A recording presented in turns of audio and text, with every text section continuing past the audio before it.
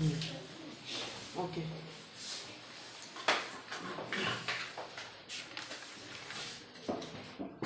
3.5 complete हो गई थी, है ना।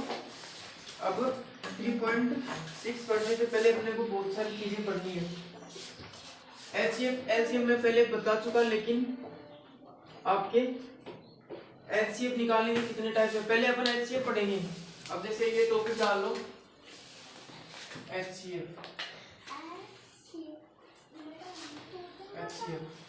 एचसीएफ को क्या बोलते हैं, इसकी फुल फॉर्म क्या होती है, हाईएस्ट कॉमन फैक्टर। तो पहले लिख लो इसकी full form, highest common factor.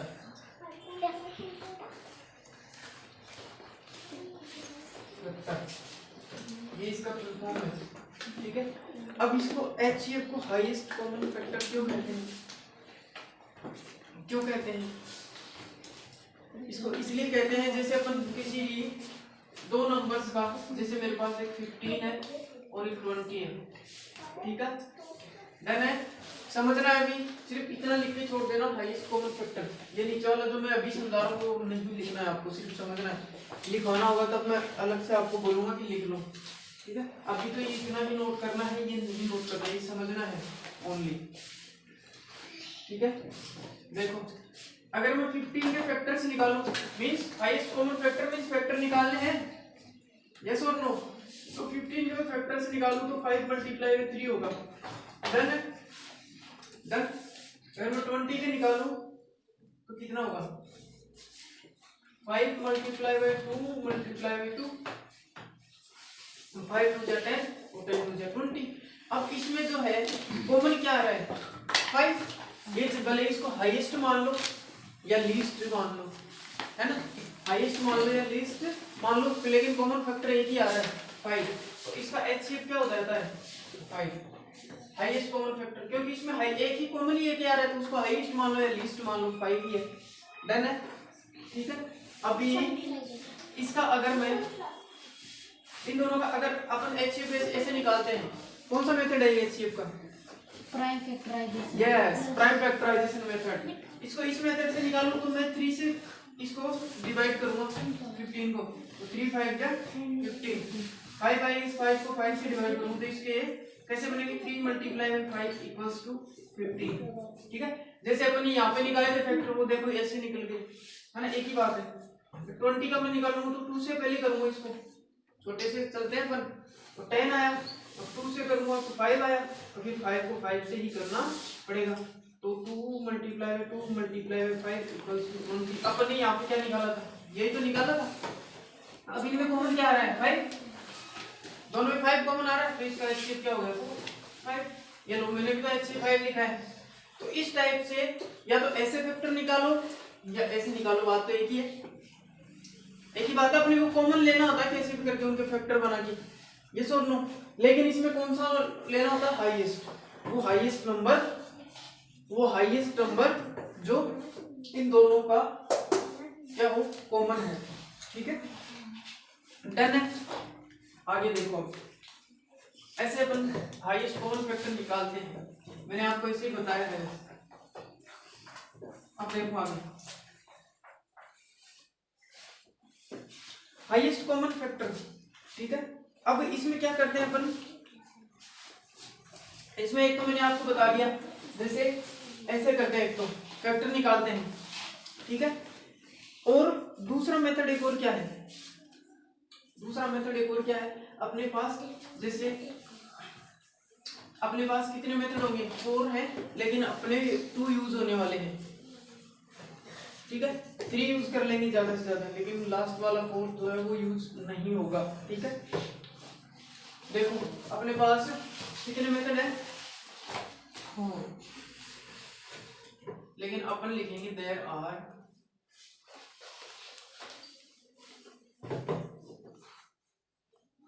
4 method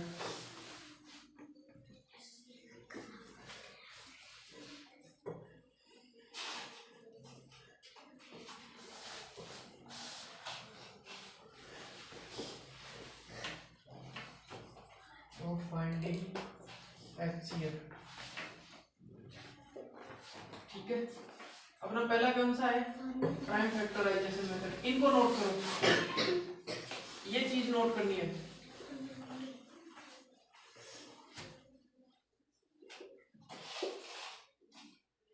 prime factorization method,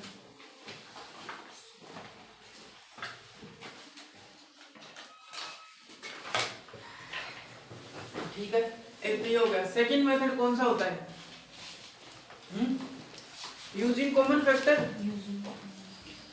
HCF using common factor.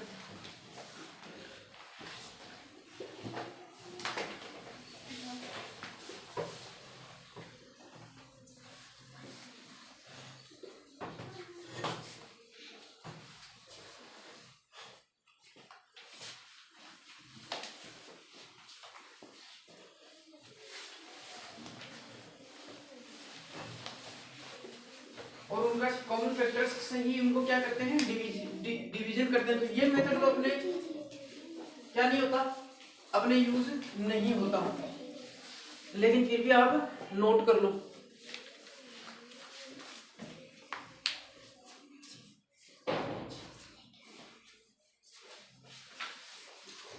Third है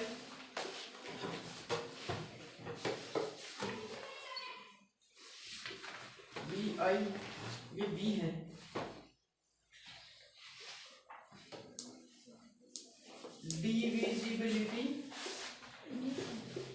डिविजिबिलिटी प्रॉपर्टी मेथड। ये भी बहुत अच्छा मेथड है, ये भी अपन यूज करते रहेंगे। और फोर्थ कौन सा है, डिवाइड पे डिवाइड करते रहेंगे, डिवाइड पे डिवाइड, कंटिन्यूड डिवीजन मेथड। ये भी बहुत अच्छा मेथड है।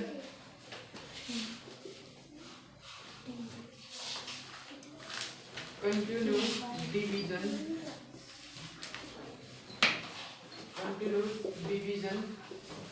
मेथड, इसमें अपन कंटिन्यू डिवाइड करते रहेंगे। ये अपने पास 4 मेथड है एचसीएफ निकालने के, ठीक है।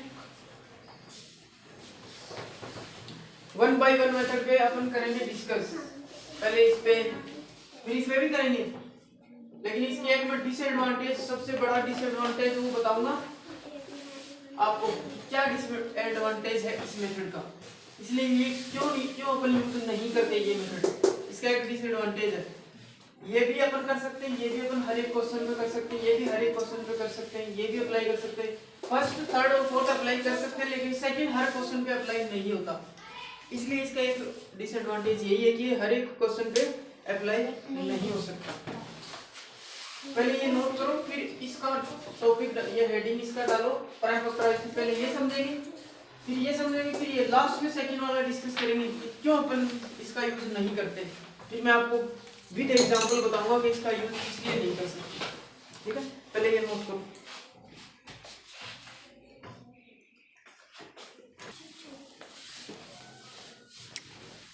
अब प्राइम फैक्टराइजेशन मेथड वाला टॉपिक डालो, ये मैंने तो डाल दिया, ये लो।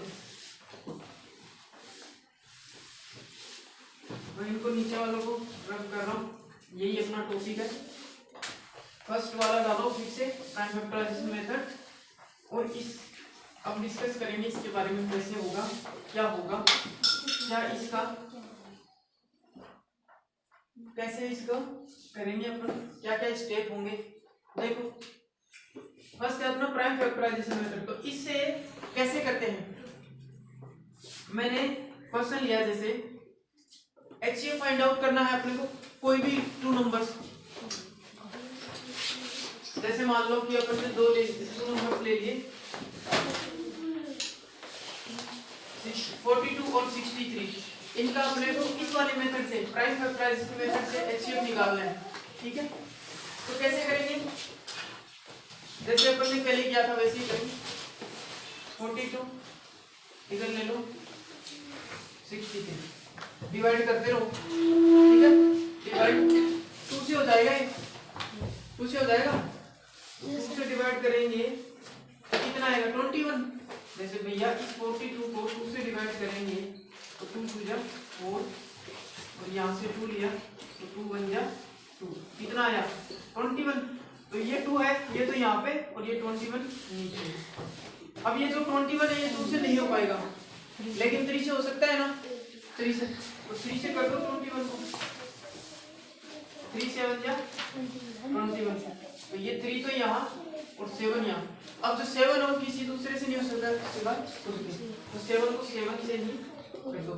इनके फैक्टर्स में 2 मल्टीप्लाई बाय 3 मल्टीप्लाई बाय 7 21। अब 63 के, तो ये तो वैसे ही दिख रहा है, 2 से तो होगा ही नहीं, 63 होगा 3 से, ठीक है। तो 3 से डिवाइड करो, 3 2 जा 6, यहाँ से 3 लो, 3 1 जा 3, तो 3 से जो किया तो आंसर कितना है 21। अब ये भी 3 सर से यहाँ होगा, पे 42 आएगा, 21 है कहाँ पे आएगा, नीचे। अच्छा हाँ 42 आएगा, बिल्कुल 42 आएगा, ये वाला, ठीक है। 21 है तो 21 वापस 3 से ही होगा, 3 7 जा 21, तो यहाँ पे 3 करो, यहाँ पे 7 करो, ठीक है। अब 7 जो है 7 से ही होगा, 3 multiply by 3 multiply by 7 equals to 63। अब इनको ऊपर नीचे लिख लो ताकि अपन कॉमन ले सके easily. 2 multiply by 3 multiply by 7 equals to 42, ठीक है। 3 multiply by 3 multiply by 7 equals to 63। तो इसमें देखो एक तो 3 कॉमन आ रहा है, आ रहा है कि नहीं आ रहा, और एक 7 कॉमन आ रहा है, ठीक है।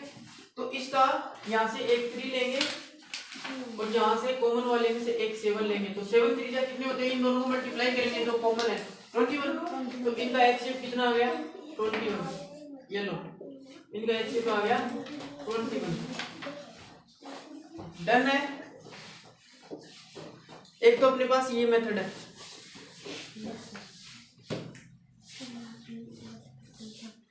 नोट करो ये 1 बाय 1 मेथड सबके सब अपन करेंगे डिस्कस, फिर क्वेश्चंस पे चलेंगे।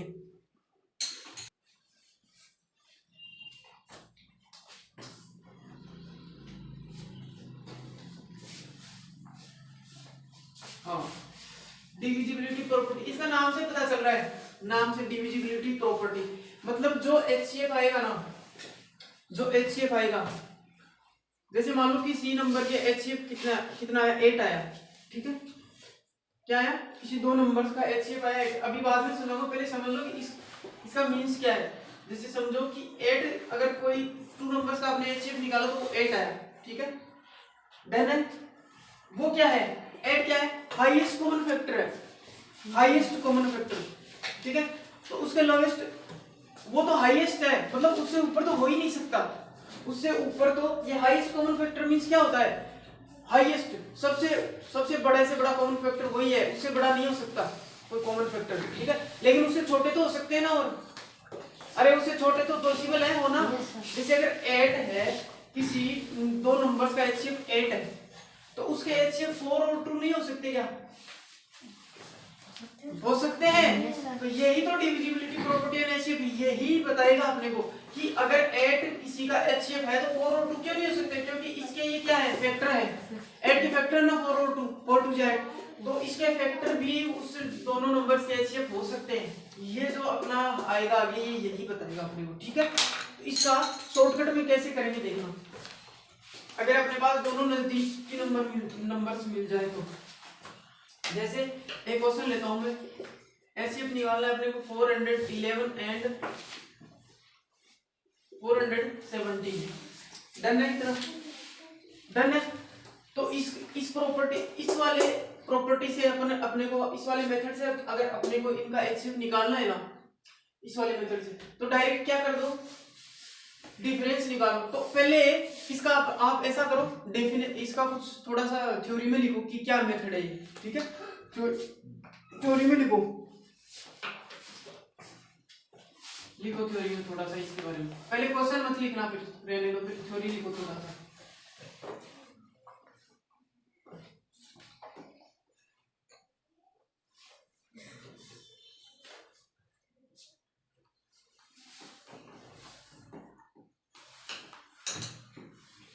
लिखो, if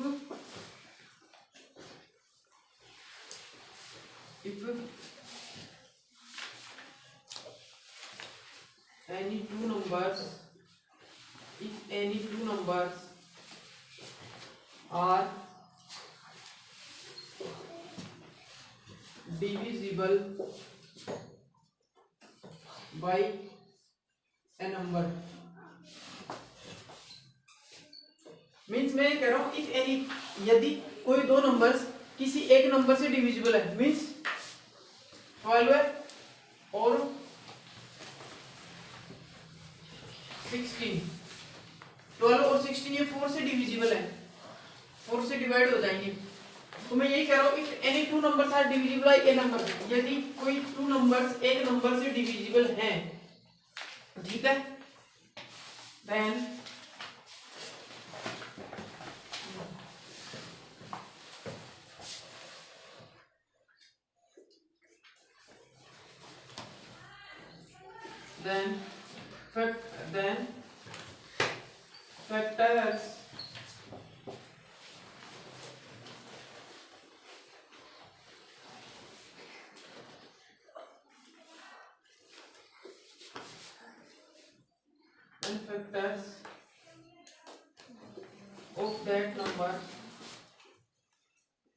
factors of that number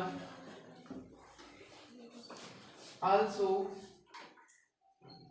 divisible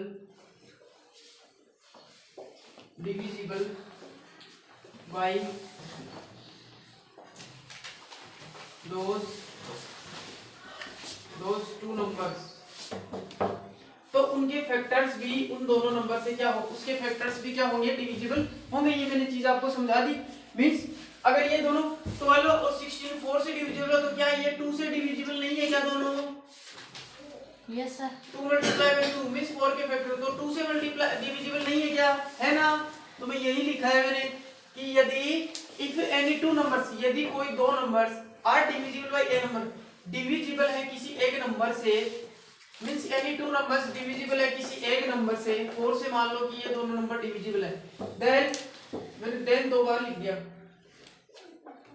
then factors of that number, factors of that number, इस नंबर के फैक्टर्स, ये वाले factors 2 multiply by 2, that factors of that number also divisible by those two numbers, ये जो factor है ये भी divisible होंगे किससे, इन दोनों नंबर्स से।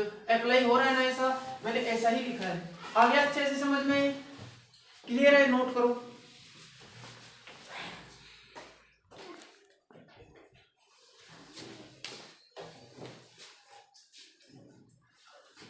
देखो एक और डेफिनेशन लिखो इसकी 3 डेफिनेशन बनेगी और तीनों अप्लाई करके देखेंगे।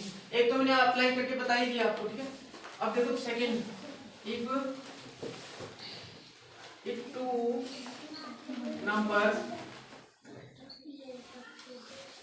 numbers are divisible by any number, अगर कोई टू नंबर सब डिविजिबल है, आर्यन any number, then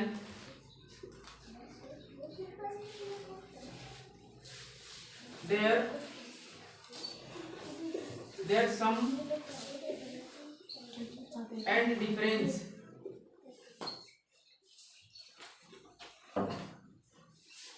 also divisible by that number। अभी बताऊंगा इसका, पहले नोट करो आप, फिर एग्जाम्पल से समझाऊंगा आपको।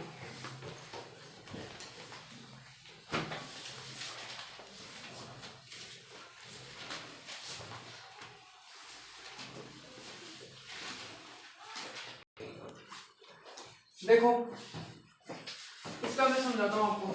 जैसे मैंने कोई एग्जाम्पल लिया, एचसीएफ निकालना अपने को 411 और 417 का, ठीक है। देन अभी मैंने क्या लिखा है, if two numbers are divisible by any numbers, किसी नंबर से डिविजिबल अभी तक अपने को पता नहीं है, ठीक है। Then their sum and difference also divisible by that number, अगर मैं इन दोनों का डिफरेंस निकाल लूं, डिफरेंस निकालो, सम और डिफरेंस दोनों दे रखे, अपन डिफरेंस निकाल दे, कितना आएगा 411 में कितने ऐड करने के बाद 17 आते हैं, 6 ऐड करने के बाद, तो डिफरेंस कितना हुआ, डिफरेंस कितना हुआ 6। तो या तो क्या होगा 6 HCF हो सकता है, या तो 6 HCF हो सकता है ना। अब मेरे को गैस करना है कि क्या हो सकता है, फिर अपन इसके HCF निकालेंगे। पहले अपने आइडिया लगा लिया कि 6 हो सकता है या फिर इस 6 के कोई फैक्टर हो सकते हैं। तो 6 के फैक्टर कितने होते हैं 3 और 2, ठीक। तो अपने को HCF या तो 6 मिलेगा, नहीं तो 3 मिलेगा, नहीं तो 6 के, या तो 6 मिलेगा नहीं तो इसके फैक्टर मिलेंगे 3 और 2। तो निकालो HCF। ये 3 से डिवाइड हो सकता है, यस सर। है ना, क्योंकि 2 से तो हो नहीं सकता, तो 3 से करो, 4 5 6 हो सकता है, 3 1 जा 3, 3 3 जा 9, 3 7 जा 21। अब ये तो 137 है, ये आगे डिविजिबल है क्या, नहीं है, नहीं है, क्योंकि ये तो 37 देखो इधर 37 क्या होती है, प्राइम नंबर होती है, तो 137 also is a prime number, आगे नहीं हो सकती है, 137 से डिवाइड होगा, ठीक है। 417 का निकालो, ये भी 3 से होगा, ये भी 3 से होगा, 3 1 जा 3, 3 3 जा 9, 9 3 जा 27, 3 9 जा 27। अब ये 39 आपको पता है प्राइम नंबर है 39, तो 139 भी प्राइम नंबर है, इससे आगे नहीं हो सकता है 139 से। अब देखो इसमें कॉमन लो, 3 मल्टीप्लाई 137 इक्वल्स टू 411, एक तो होगा, इसका ले लो 3 मल्टीप्लाई 139 इक्वल्स टू 470, कॉमन क्या आ रहा है 3, तो इसका HCF क्या होगा 3। मैंने क्या कहा था कि या तो इनका डिफरेंस निकाल के देख लो कि या तो 6 है, अब या तो 6 हो सकता है, नहीं इसका कोई फैक्टर हो सकता है, तो ये 3 है तो 6 का फैक्टर है ना, 3 HCF आया। ऐसे अपन आइडिया लगा सकते हैं पहले, ठीक है, ऐसे करके ये अपने को ये मेथड काम आता है ऐसे, ठीक है, डन है, नोट करो इसको, ठीक है। आज मैंने 2 मेथड आपको बता दिए हैं, इनको नोट करना, कल बाकी 2 मेथड जो है वो बताएंगे, डन।